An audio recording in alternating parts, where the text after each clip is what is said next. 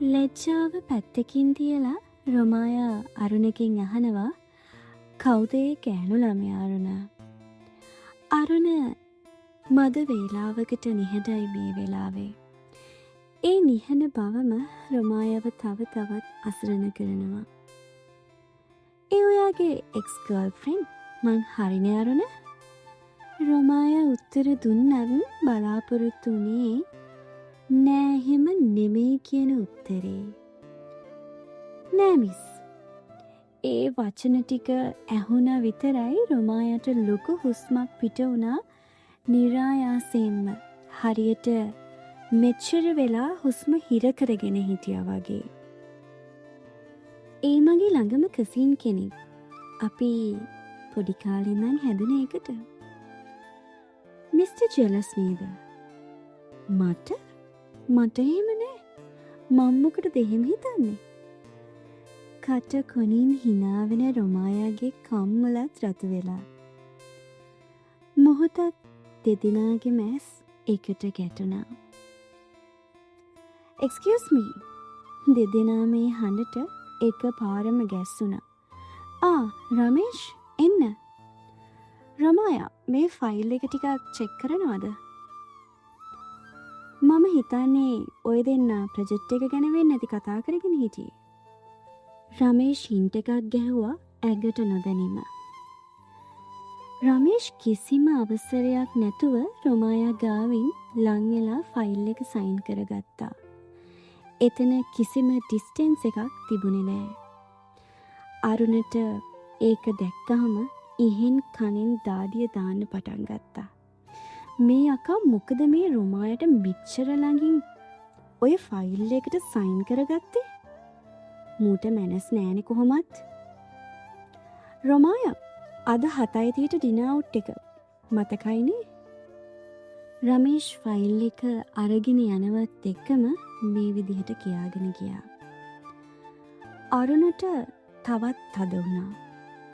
මමත් යන්නම් මිස් කියාගෙන ඔරොප්පුන මූණකින් අරුණ යන්න ගියා. මේ මොකද්ද මට උනේ? පුදුම කේන්තියක්. අර රමේෂයත් එක්ක මට එන්නේ. එක අතකින් මම ඌව එක කේන්ති ගන්න ඕනේ නෑනේ.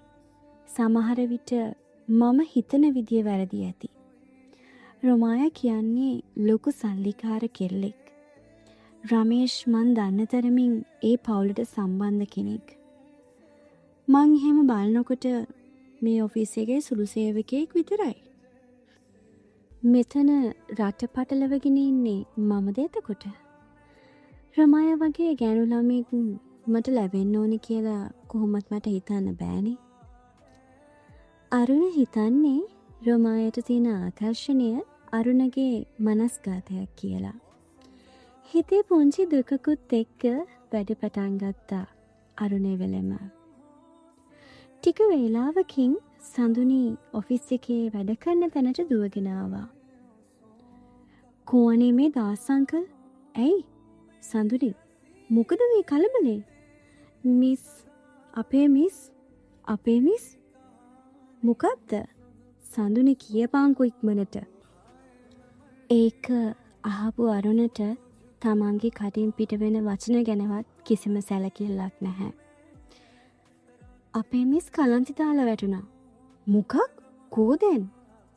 අරුණ ඇතුළු පිරිසම රොමායාගේ කැබින් එකට එක හුස්මට දුවගෙන ගියා.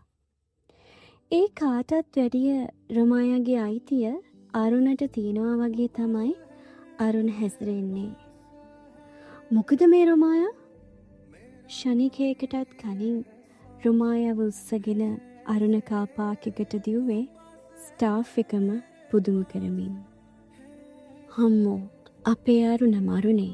ස්ටාෆ් එකේ අනිත් අය අදහස් දැක්කුවේ මෙන්න මේ විදිහට.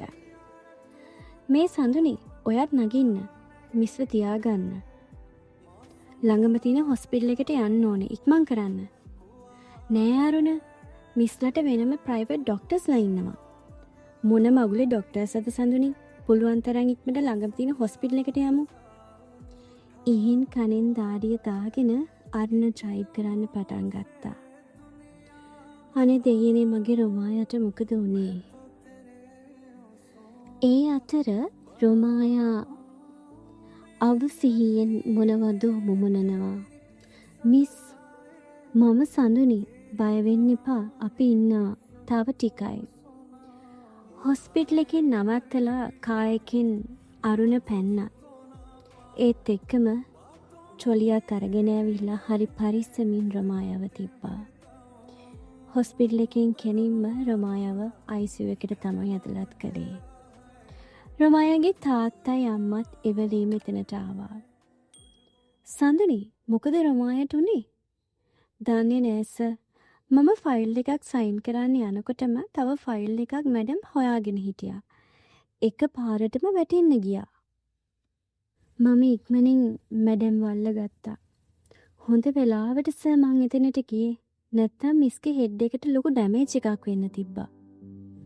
රොමායට ජීවිත අනතුරක්වත් අනිවාර්යෙන් කමෙන්ට් කරන්න, සබ්ස්ක්‍රයිබ් කරන්නත් අමතක කරන්න එපා. හමු වෙමු ඊළඟ කොටසෙන් ඉතාම ඉක්මනින් මේ රොමායා.